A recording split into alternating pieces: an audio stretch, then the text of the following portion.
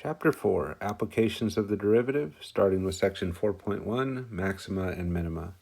The absolute, or another way of saying absolute is global, maxima and minima of a function is our topic to start off with, and another way of saying maxima and minima combined are absolute extrema. So we're looking at max and minimum, or extrema, and here we go. Let f be a function defined on an open interval I that contains the number c. Then f of c is the absolute value of f on the interval I if f of c is greater than or equal to f of x for every x on I. So a few things to point out real quick. When we talk about extrema, we are talking about f of c, which means we're talking about y values. So we're saying in order for the y value, f of c, to be an absolute maximum of the function on the interval, that y value has to be greater than or equal to all other y values on the interval. And then when we switch that over to the absolute minimum, it's just kind of the opposite idea. The y value f of c is the absolute minimum of f on an interval I if f of c is less than or equal to f of x for every x on the interval I. So let's look at a couple pictures of functions and think about this idea of what's the absolute max and what's the absolute minimum. So again, the focus there is that we're talking about the y value. So looking at this first one, f of x equals x squared on the interval from negative infinity to infinity. We see the graph here, so where's the lowest point anywhere on the graph? So that seems to be here. The ordered pair is 0, 0, but the absolute min would be the y value. So easy to be a little bit confused here because both the x and the y are 0, but we're looking at the y value when we talk about what's the minimum, what's the lowest point anywhere on the function. So that would be the 0, and then where's the highest point anywhere on the function? Well, because of the fact the graph goes up and has that arrow, the indication there is that it's going to go up forever on both sides. So no matter how high you get, you could always get higher. So there's never going to be an absolute max. So for this first one, we would say there's no absolute max.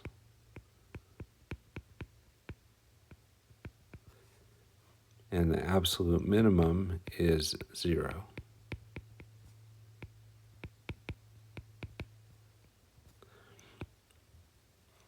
And that's all for the function over here on the left. So what if we changed it, instead of looking at the entire interval, what if we only looked at the interval from -1 to 2 and closed intervals, so we have solid endpoints at the end? So now that our graph is limited, doesn't go forever, where's the highest point anywhere on the graph? Right here. Where's the lowest point anywhere on the graph? Still right here. If we think about the ordered pairs, this absolute max, this highest point, seems to be occurring at the ordered pair 2, 4. And the lowest point still, just like before, is at 0, 0. Also, just like before, when we talk about max or min, we're talking about the y values. So for this one, there is an absolute max. And the absolute max is 4. And the absolute minimum is still 0, just like on the graph before. So absolute maximum is the highest point that's occurring anywhere on the graph.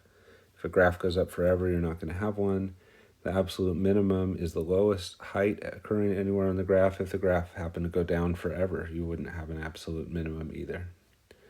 All right. We have a theorem that goes with this idea of absolute extrema. It's called the extreme value theorem, and it says if a function is continuous on a closed interval a,b, then it has an absolute maximum value and an absolute minimum value somewhere on that interval. So a function that is continuous on a closed interval will always have a max and a minimum occur somewhere on that interval. So let's look at these functions and think about the extreme value theorem. So we want to think about two things. One, they're asking us, does the function meet the conditions of the extreme value theorem? And if it does it have an absolute max and an absolute min, like guaranteed? So first of all, with our first graph right here, this one. Does it meet the conditions? Well, because of this open point here, the function isn't defined on a closed interval. It's only defined on a semi-closed interval. This function is defined on A to B, but the B part's not included. So the answer here is going to be a no. This one does not meet the conditions. And why not? It's going to be because of this open part. Let's go ahead and bounce through the other ones. How about the next function? We have a closed interval and closed on the left and the right. It's continuous in between, so that seems like a yes. So the interval this time is from A to B closed, and it is continuous, so we can say yes. On this next one, it's closed on the left, it's closed on the right, so our interval is still going from closed A to closed B. C is included too because of this right here, but it's not continuous. We got a jump. So a jump discontinuity. And so because of that jump discontinuity, this time it's going to be a no. So only the middle one is meeting the values of the extreme value theorem because it's both continuous and defined on a closed interval. The one on the left is continuous but not defined on the closed interval. The one on the right is defined on a closed interval, but it's not continuous because it's got that jump discontinuity at C. So then how about the extreme values? Let's start off with the one in the middle. Does it have an absolute highest point? Yes, right here. Does it have an absolute lowest point? Yes, right there. So we have an absolute max and an absolute min there. How about on the left? Absolute max does happen to occur right there, but there's no absolute minimum. The lowest point in a way is that open circle, but the open circle's not on the graph. And if you stop short of there, there's space in between, and you could get a little lower between where you are now and the open circle. So the open circle causes problems with that guarantee of an absolute max and a min. On the left, we see having an absolute max but not a min, and that's only possible if you're not meeting one of the conditions. On the one on the right, this point right here seems to be the lowest point on the graph, so that would be an absolute minimum. This seems to be the highest point, but it's not on the graph because of the open circle, so there is no absolute max. So over here we have no absolute max, and it's not a problem with the theorem because we didn't meet the theorem because of the discontinuity. Over here we have no absolute minimum, and that's not a problem with the theorem because we didn't meet the conditions of the theorem because the function wasn't defined on a closed interval. So as we continue on in this section, we'll start looking at examples that are like this middle one, where we have a function that is continuous and defined on a closed interval. And in those cases, it will be reasonable to say, hey, go find the max and the min because we know it has one. So you'll see that coming on upcoming pages. All right, continuing on, we're going to look at the idea now of a local or relative maxima and minima. This is similar to the idea of a global or absolute max and min, except for here, instead of saying it's the highest or lowest point on the entire domain of the function, we're just saying it's the highest or lowest point within some small interval within the domain of the function. So suppose I is an interval on which f is defined and c is a point inside the interval. That inside part is going to be important. We'll come back to y soon. And we're going to say that f of c is a local maximum of f on this interval I if f of c is greater than or equal to f of x for every x on the I, and we're going to say f of c is a local minimum of f on I if f of c is less than or equal to f of x for every x on I. So we got a picture down here of a function, and we want to think about the idea of where are the local maximum, where are the local minimums. So let's go ahead and hunt for them. We'll start off with local mins. So let's go ahead and find the local minimums for this function. So in order for this to work, it has to be inside. So we're not going to consider endpoints. So when it says inside, that means no endpoints. So let's find something on the inside that's a local minimum. So I can draw a little neighborhood around E, and E is the lowest point in that neighborhood. I can draw a little neighborhood around C, and C is the lowest point in that neighborhood. So both of those would be local minimum values. And by the way, E is the global minimum as well, because it's the lowest point on the whole function, but it's also the lowest point in its neighborhood. So local mins are C and E. And how about local maxes?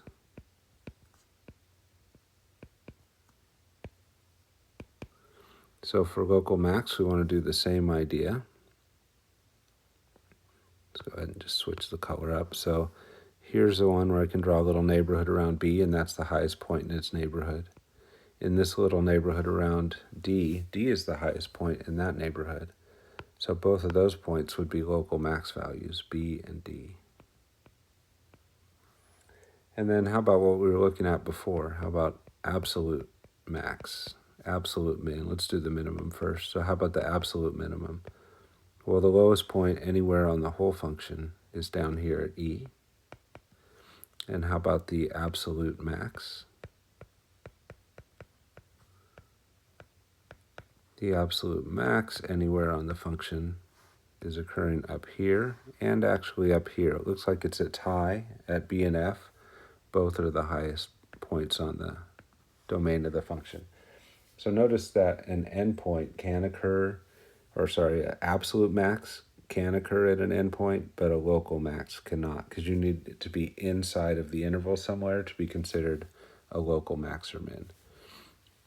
All right, and then what do we notice about the derivative at the local max and min? So let me go ahead and erase all the drawing that I've done here so we get a fresh picture. So our local max and mins, let's highlight those real quick. That was a local max, that's a local min, local max, local min. So what do they have in common? Well, they all seem to have horizontal tangents. You can see that really well at B and E because those dashed lines they've drawn are already forming a sort of tangent there. But we could see that there seems to be a horizontal tangent as well at C, and also a horizontal tangent at D. So they all have horizontal tangents.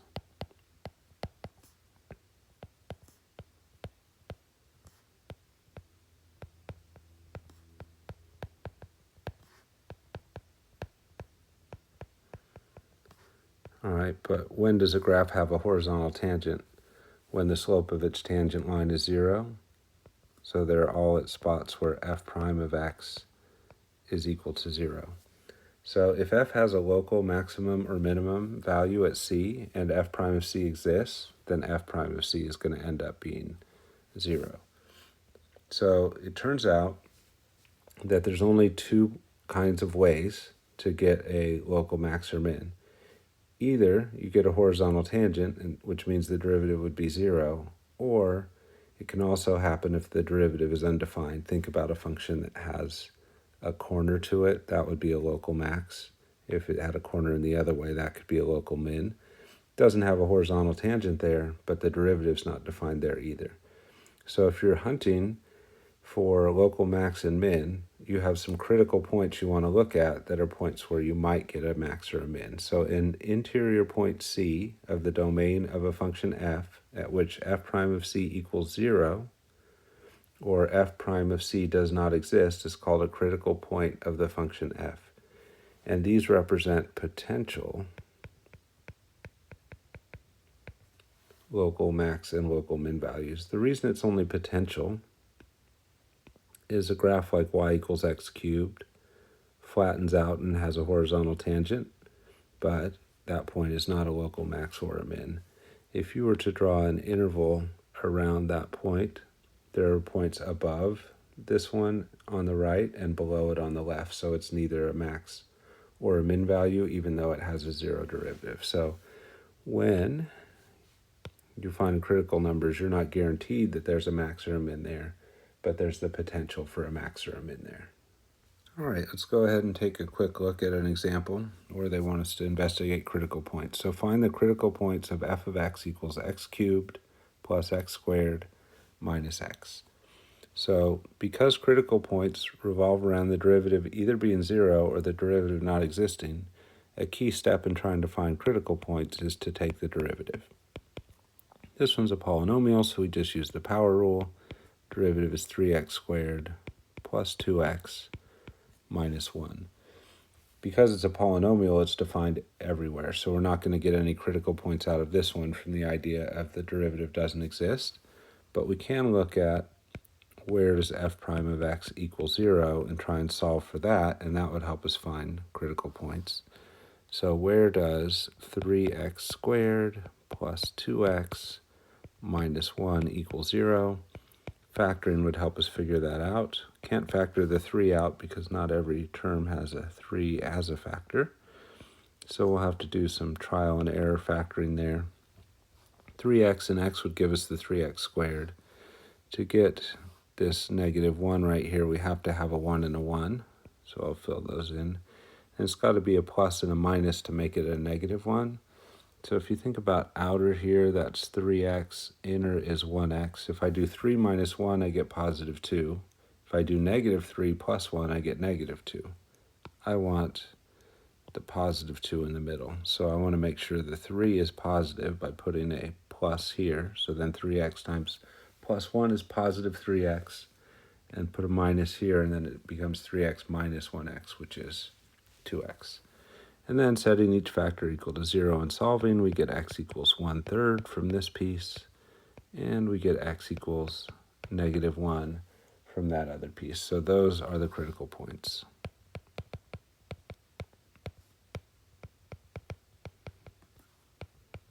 A lot of the derivatives we take are not going to have undefined spots on them. So in those cases, we're just looking for places where the derivative equals 0. But keep in mind that there are two types of critical points. So the f prime of c does not exist. It's also in that family. So we have to watch out for places like that as well. And we'll see that in upcoming pages. All right, let's look at another example of finding critical points, this time with a trig function involved. Just like on the previous one, if we're trying to find critical points, the first step is always going to be to find the derivative. So f prime of x, the derivative of 4x would be 4, minus the derivative of tangent, which would be secant squared of x. So there is our derivative, and you can also write this derivative as 4 minus 1 over cosine squared x, because secant is the reciprocal of cosine. Now, it's not necessary to rewrite it that way, but if we rewrite it that way, we can see that there's a denominator that contains our variable, and that means that denominator has the potential to be equal to 0. And if the derivative could be equal to, if the denominator could be equal to 0, the derivative might be undefined there. So we want to consider that as a potential critical point as well. So let's go ahead and start off by looking at where does f prime of x, where is it that f prime of x does not exist? That's going to be anywhere the denominator is 0, so that would be anytime cosine of x equals 0. So to think about where that happens, I'm going to go ahead and draw a unit circle. Cosine is the x-coordinate. So at this point right here and this point right here on the unit circle, the x-coordinate would be 0. The y is 1 up here and negative 1 down here, but the cosine is 0 in both of those spots. So what are those x values? Well, this one up here is pi over 2, and this one right there is going around further 3 pi over 2. And of course it could go around in different directions, like you could go this way and that would be negative pi over 2. Same thing for this one, you could go further and this would be negative 3 pi over 2, and there's other options as well. But they're all a half circle apart from each other. So we could say that the places where f prime of x does not exist is anywhere where x is equal to pi over 2 plus some integer multiple of pi, which is 180 degrees, so a half spin around the circle. So we are saying that the derivative is undefined here, but also every time you go 180 degrees, you're back to a spot where the cosine is 0, and therefore the derivative is undefined. So there's a lot of places where the derivative is not defined. Now let's look at places where the derivative is equal to 0. So f prime of x is equal to 0 means that 4 minus 1 over cosine squared x equals 0. We can move the negative 1 over cosine squared to the other side. And that would give us 4 equals 1 over cosine squared x. Can take the reciprocal of both sides, and I would get cosine squared x equals 1/4. And then finally I could take the square root of both sides and get that cosine of x is equal to plus or minus 1/2.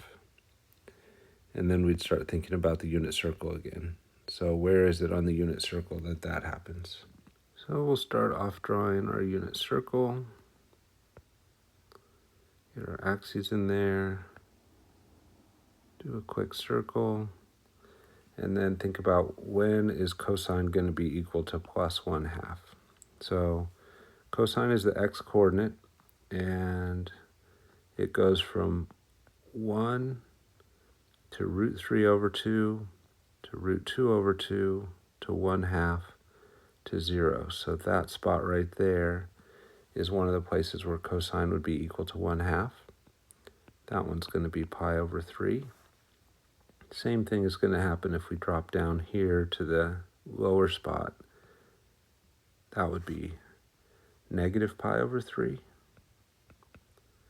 Those are the two places where cosine equals positive 1/2. The negative half would have symmetry to it as well. That would be right here, which would be at 2 pi over 3. And then if you drop straight down or straight across from here, that's another place where cosine would be negative 1/2. That one would be pi plus an extra pi over 3, which would be 4 pi over 3. Or you could go in the negative direction and say negative 2 pi over 3. So I'll go ahead and list the 4 pi over 3 version of that. But there's 4 values where that happens. But of course, it also happens at any coterminal spot to those angles. So if you went around extra times, as long as you stopped at one of those places, and you could go in the counterclockwise direction, as long as you stopped at one of those places, you're going to end up with cosine of x is equal to plus or minus 1/2. So we have x equals pi over 3, and then 4 pi over 3 is different from that by pi. So that means it's a 180-degree rotation from here to there. So I could pick up anything that's coterminal to those by saying pi over 3 plus any integer multiple of pi. And then if I want to get the other ones, I could start off, let's go to a different color here. I could start off here and then do 180-degree rotations to get different multiples there. So we could also do negative pi over 3 plus n pi. So there's all our potential critical values. Now the reason I said that these are just potential critical points is because if you go back and look at the definition of a critical point, it has to be something that's in the domain of the original function. So now if we scroll back up and look at the original function is f of x equals 4x minus tan x, which means it's also equal to 4x minus sine of x over cosine of x. So anywhere that cosine of x is equal to 0, which is what we found right here, that seems like it would be one of our critical points because it makes the derivative not exist, but it also makes the original function not exist. So it's not technically called a critical point if it's not in the domain of the original function. So what does that all mean? These are important. We'll see that we always consider them when we're looking for maximum and minimum, not because we'll find a max or min there, but there's still a place where our function can change signs. You'll see this later. So these are important, but not critical points.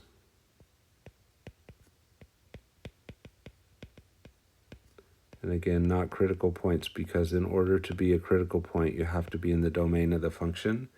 And those values make the original function undefined, so they're not in the domain, so they can't be critical. These other ones where the derivative is equal to 0, those are not spots where the cosine is equal to 0. They're spots where the cosine is plus or minus a half, so they're not going to make the original function undefined. So these are our critical points. Let's do them in a different color. So these right here are our critical points. These are the ones that we want to keep. Again, later on when we're trying to graph functions, we'll pay attention to both the important points up above and the critical points here. But a maximum and a minimum can only occur at a critical point. It can't occur at a point where the function's undefined.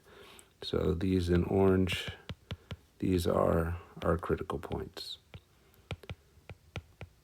So that's twice now we've done examples where places where the derivative was undefined didn't end up being a critical point. We will come across ones where places where the derivative is undefined are critical points. So we do need to keep considering them. But again, in order to be a critical point, it has to be in the domain of the function. That's why we're not going to count it this time. All right, so critical points are key in finding absolute or global max and minimum. So if you go back to the extreme value theorem, it guarantees us we're going to have an absolute max and an absolute minimum on closed intervals of continuous functions. We've seen that with some graphs that we drew back when they first gave us the extreme value theorem, but how could we find the absolute max and min if they don't give us a graph? And so we have a process that we're going to use for that. Let's assume the function f is continuous on the closed interval from a to b. That means that the extreme value theorem applies and it does have an absolute max or min. So how are we going to find those? The first thing is locate the critical points that are on the inside of that interval from a to b. Those places where you have critical points are places you might have a local min or a local max, and those might turn out to be the global min or max as well if they end up being the highest or lowest point on the graph. The other place where you might get an absolute max or min is at the endpoints of the graph. We saw that in some of our pictures too.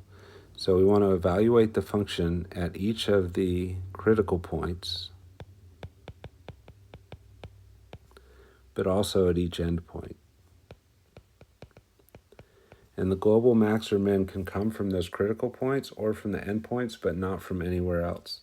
So once you've evaluated all of those in the function, so you have the y coordinate for all of those different spots, whatever the largest one is going to be your absolute max, and whatever the smallest one is, that's going to be your absolute minimum. The absolute max and min can only come from those critical points or the endpoints. So once you find the y values for all of those, biggest one's the absolute max, smallest one's the absolute min, end of story. All right, let's go ahead and use that procedure we just got on the previous page to try and find the absolute maximum and minimum values for the following functions on the following intervals. So we have f of x equals 5 plus 54x minus 2x cubed on the closed interval from 0 to 4. So does the intermediate value theorem apply? Well, f of x is a polynomial, so it's continuous everywhere. So it's continuous on this interval in particular. And this interval is a closed interval, so there will be an absolute max and an absolute min. It might occur at the endpoints, or it might occur at critical numbers. So to look for the critical numbers, critical points, we want to take the derivative. Derivative of 5 is 0. Derivative of 54x is 54. And then the derivative of negative 2x to the third, we bring the 3 down, multiply with the 2, so negative 6. Subtract 1 from the powers, so we get 54 minus 6x squared. Now that is a polynomial, so it's defined everywhere. So our critical points are only going to come from setting that equal to 0 and solving. So if we take that derivative, 54 minus 6x squared, and we set it equal to 0, we can move the 6x squared to the other side. We can divide both sides by 6.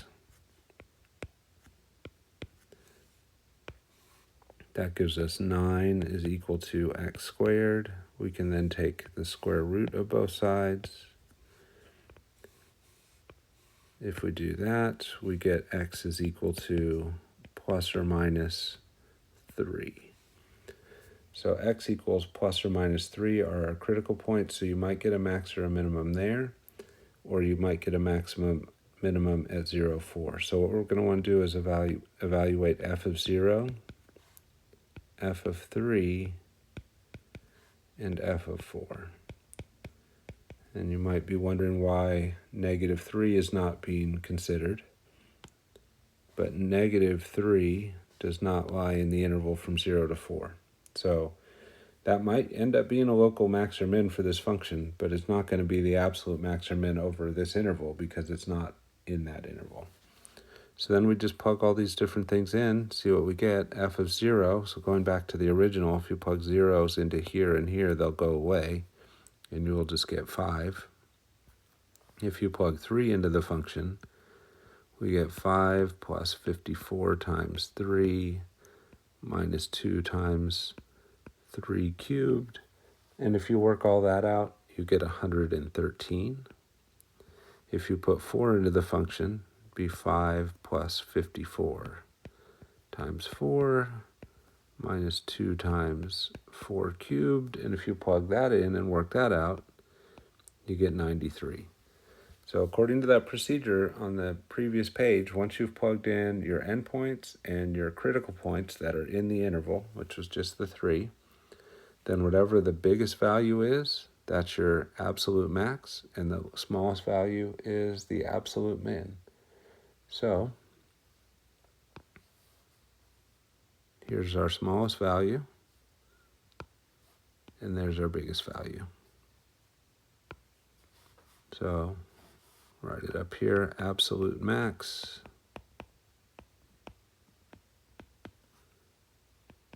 is 5, and the absolute, that was the absolute minimum. Absolute minimum is 5, and the absolute max is 113.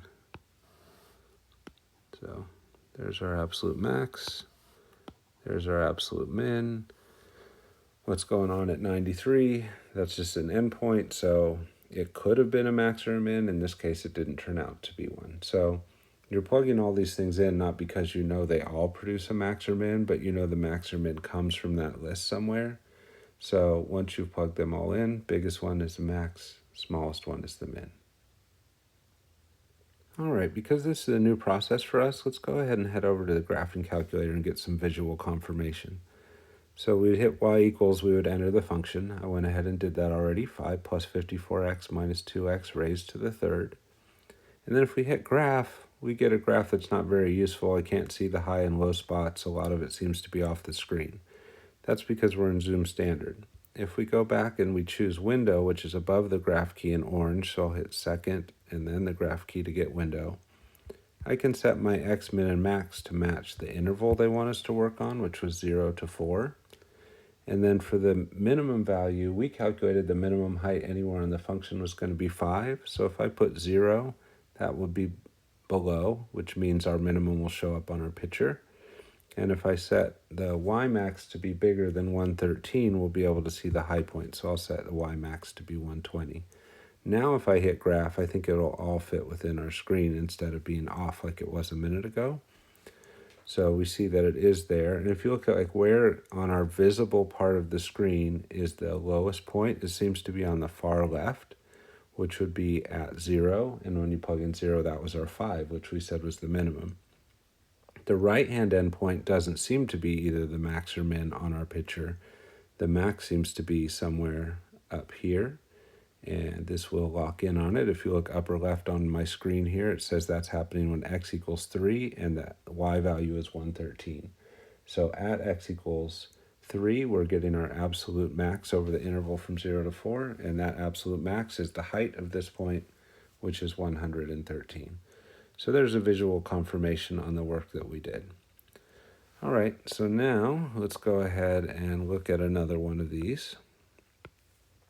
So this one is f of x equals x over x squared minus x plus 1 over the interval from 0 to 4. So let's start off by investigating the idea of, is this function even continuous on this interval? We do have a denominator, so what if that denominator is equal to 0? Because if so, then we're going to have a 0 denominator, maybe a vertical asymptote or something, creating an infinite discontinuity. So this isn't going to be able to factor. If you do the kind of AC test, 1 times 1 is 1. There's not two nice numbers that multiply to 1 and add up to -1. So if we're going to think about where this is equal to 0, we're probably just going to need to use the quadratic formula. So we've got A, B, C. A is 1, B is -1, C is 1. And we're going to want to do negative B plus or minus the square root of b squared minus 4 times a times c all over 2a. And we want to just make sure that none of these zeros for the denominator live inside of the interval from 0 to 3. When we start trying to simplify this, we get 1 plus or minus the square root of 1 minus 4 over 2. We get good news right there because this piece right here is negative. So our square root is the square root of -3, which is not a real number. So there's no real number solution to this.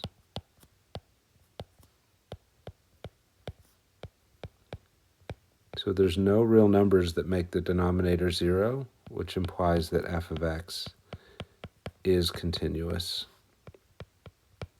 on this interval from 0 to 3. In fact, it's going to be continuous on the entire number line because it's only going to have discontinuities when the denominator is 0 and this denominator is never 0. All right, so that may have seemed like a waste of time, but really it's the other way. If we went and did all the work of finding critical points and evaluating at the endpoints and the critical points, and it turned out the function wasn't even continuous, that would have been the waste of time. So we do need to make sure that our function is continuous before we go through all of that other work. But it does look like it's continuous, so here comes the other work. We need to find the derivative so we can think about critical points. So it's quotient, so we're going to have numerator there, denominator is there, and so we're going to keep those in mind as we do the derivative. Derivative of the numerator, the yellow part, would be 1 times the denominator left alone, and then minus the x left alone, the numerator left alone, times the derivative of the bottom, which would be 2x minus 1, and then all of that would be over the denominator squared. So at this point, we can go ahead and start thinking about critical numbers a little bit, and there's two places the critical numbers can come from. One is if the derivative is 0, the other is if the derivative is undefined. An undefined derivative would mean a 0 denominator, but this denominator right here is the same as the original denominator, only squared. We did all this work on the left to see that that original denominator is never 0, so that tells us this denominator is never going to be equal to 0 either. So we really just want to know when the overall derivative is 0. And any fraction, if you set that equal to 0, you can multiply both sides by the denominator. And on the left, the denominator cancels through division. On the right hand, the denominator cancels just through the multiplication with 0, and you end up getting a equals 0. So in order for a fraction to be equal to 0, its numerator needs to be 0. So if we're trying to figure out when is the derivative equal to 0, then all we really need to do is figure out when is the numerator equal to 0. So we can start clearing parentheses on that numerator, which would be x squared minus x plus 1. That was just a 1 out front, so distributing that won't change anything. Distributing the negative x, we get negative 2x squared, and then negative x times negative 1 is plus x. And we would set that equal to 0 and try and solve. So combining like terms, we get negative x squared, and then the negative x and the positive x would just cancel each other out, and then we'd have the plus 1 equals 0. So that's 1 equals x squared. Take a square root of both sides, and we get x equals plus or minus the square root of 1, which is 1. So there's our critical numbers, or our critical points. I often say critical numbers when I mean critical points is the official definition, so you're just going to have to adjust that mentally when you hear it. So our critical points are at x equals plus or minus 1. So we have potentially at first 4 spots we might get an absolute max and min. It could be at either of the initial endpoints, so that could be at 0 or 3. And then it could be at either of our critical numbers, except negative 1 is not inside of that interval, so we're only going to check the positive 1. So to check for critical numbers, we're going to look at what's f of 0. To search for absolute max and min, we're going to look at the endpoints, f of 0 and f of 3. And then we're also going to look at the value of f at any critical number, which in this case would only include the 1, not the negative 1, because negative 1 is not in the interval from 0 to 3. So f of 0, plugging that into the original function, you get a 0 up top and a 1 on the bottom, so that 0 over 1 just becomes 0. If you want to do f of 1, f of 3, that's a little bit messier. We'll come over here to the side. Let's do f of 1 first. F of 1, plugging 1 into this original function, you have the 1 on the top. And then in the denominator, you have 1 squared minus 1 plus 1. And that looks like that's going to be these two 1's canceling off. So 1 over 1 or just 1. So f of 1 is 1. And then if you plug the 3 in, very similar stuff. Let's squeeze that in. F of 3 would be the 3 up top over 3 squared minus 3 plus 1. So that's going to be 3 up top, 9 minus 3 is 6, plus 1 is 7 on the bottom, so this is going to be 3/7. So our max and min have to come from somewhere in here. Somewhere in there is our max and our min. So what's the smallest value we find anywhere? Of those 3, it's that 0, so that's going to be our absolute min.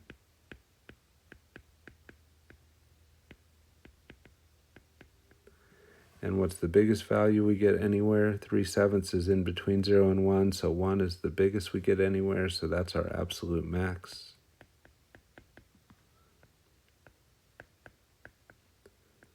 So we got our absolute max at one of our critical points, and we got the absolute minimum at one of our endpoints. And just a reminder, the absolute max and min are the y values, not the x values. Kind of weird in this case because the x value and the y value are 0, and here the x value and the y value were 1. But it's the y value that we use.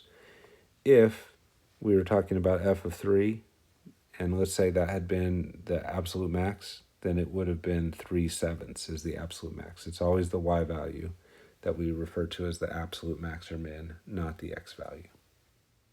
All right, one last example, same directions as before, trying to use the extreme value theorem and figure out what's the absolute max or min on a closed interval. So we do have a closed interval here.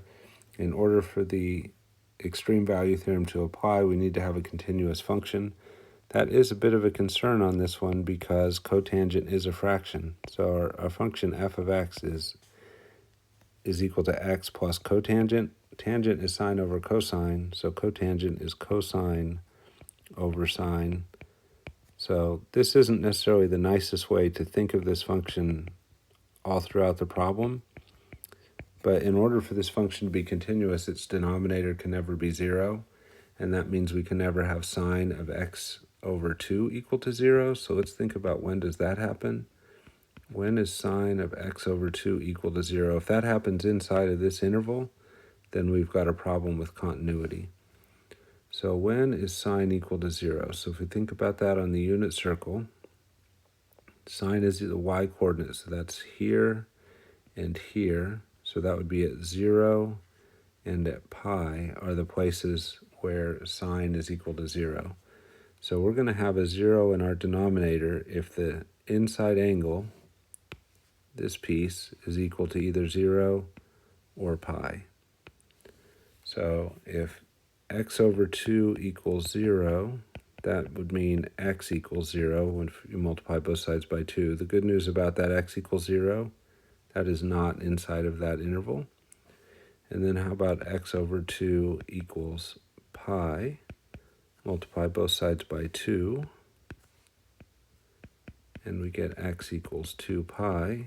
And 2 pi is bigger than 7 pi over 4, so that's not in the interval either. So good news, all 0 denominators for our function fall outside of that interval from pi over 4 to 7 pi over 4. So what does all that mean?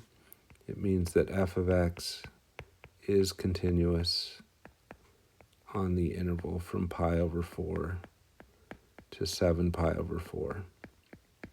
So what does that mean? It means the extreme value theorem does apply, and therefore it's worth investigating to see what is the absolute max, what is the absolute min. In order to get those, we need to start thinking about the derivative. So let's take the derivative of the function. So f prime of x is equal to, and when I take the derivative, I don't want to deal with the quotient rule. So instead of thinking of that cosine version, I'm going to think of this version right here before we rewrote it, and then we don't have to apply the quotient rule. So f prime of x would be the derivative of the x, which is just 1, plus the derivative of cotangent, which is negative cosecant squared. And then we'd leave the inside part alone, but there is an inside part. So because we have this x over 2 on the inside, we have to apply the chain rule. So I took the derivative of the outside, which was cotangent, which became negative cosecant squared. But then I have to multiply by the derivative of the inside. And the inside is 1/2 times x, and the derivative of the x part is just a 1, so you end up with a 1/2. So there is our derivative. And now we want to start thinking about when is that undefined, when is that possibly equal to 0. I'm going to go ahead and switch everything in terms of sign to make that a little bit easier. So let's keep simplifying this. I'm going to write this as 1 minus, and then in the top we'll have a 1. We're going to have that 2 in the bottom because of this 1/2. That's going to become that 2. And then 1 over cosecant would be sine squared of x over 2.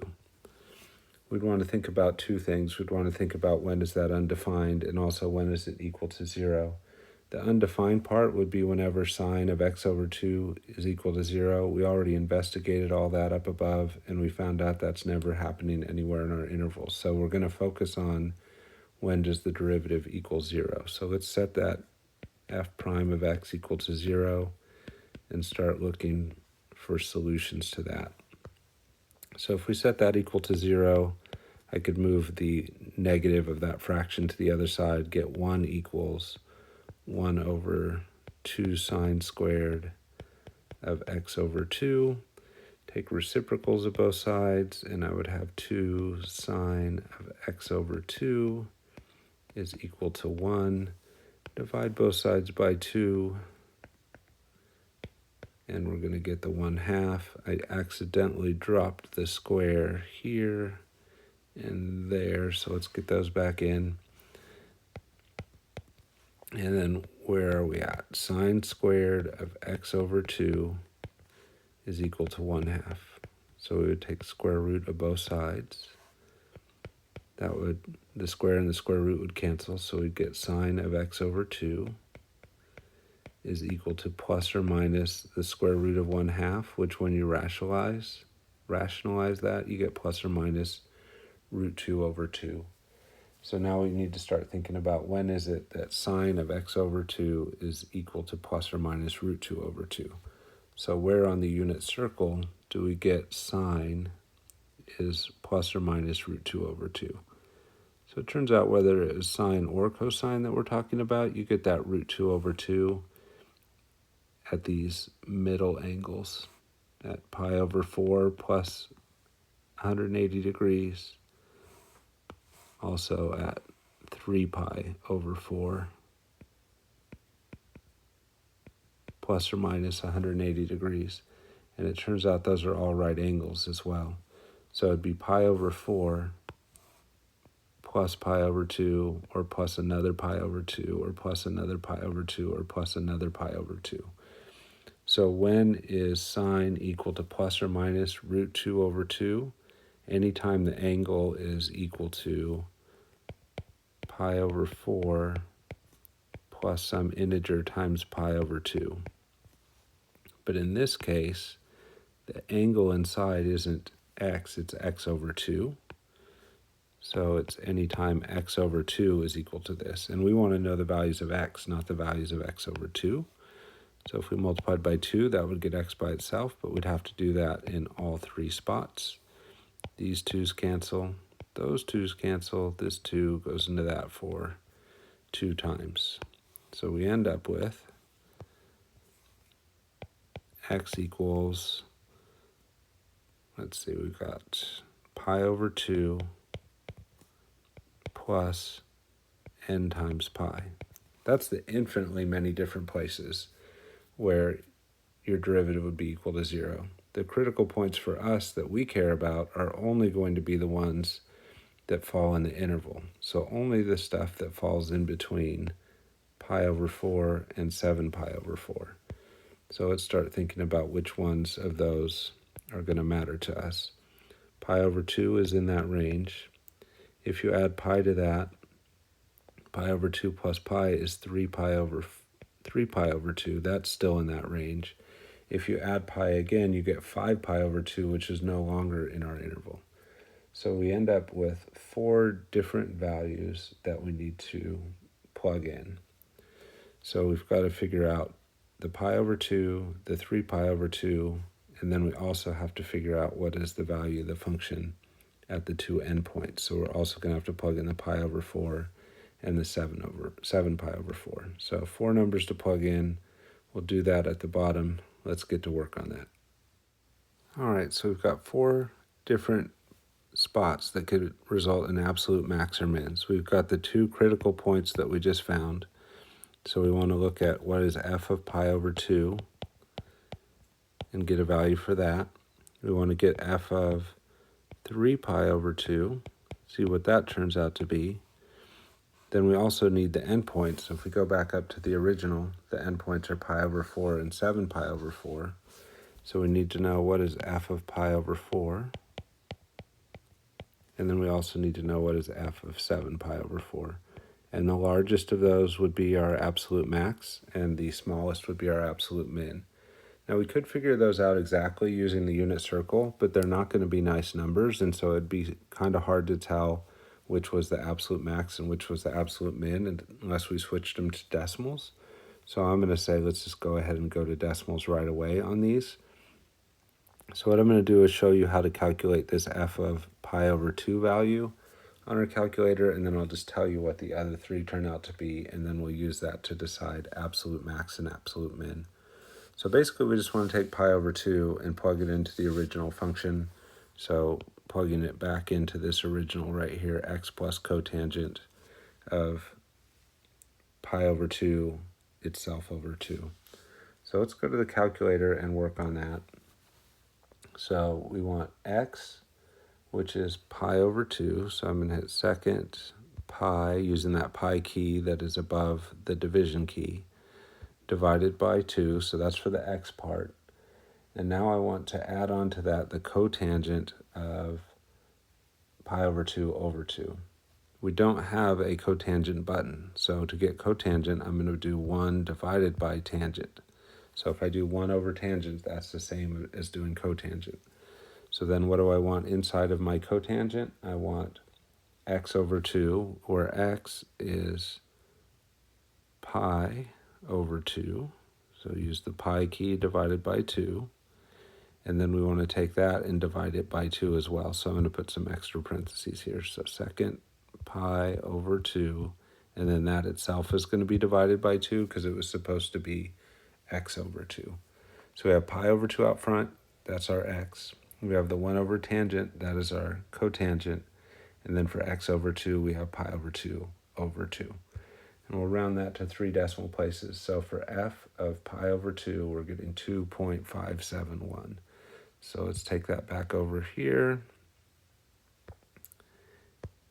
Down here, f of pi over 2 is approximately 2.571.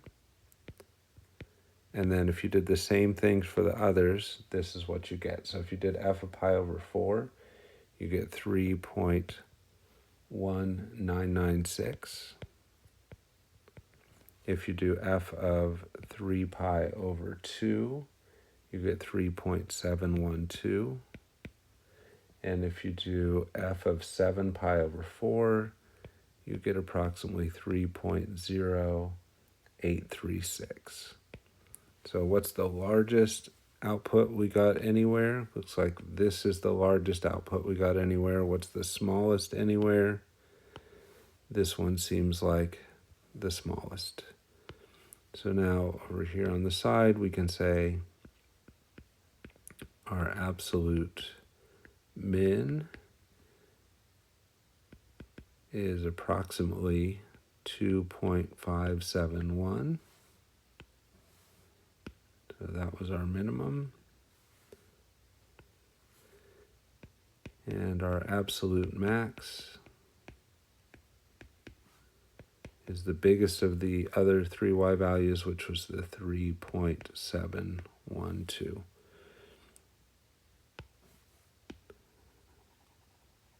All right, that wraps up section 4.1.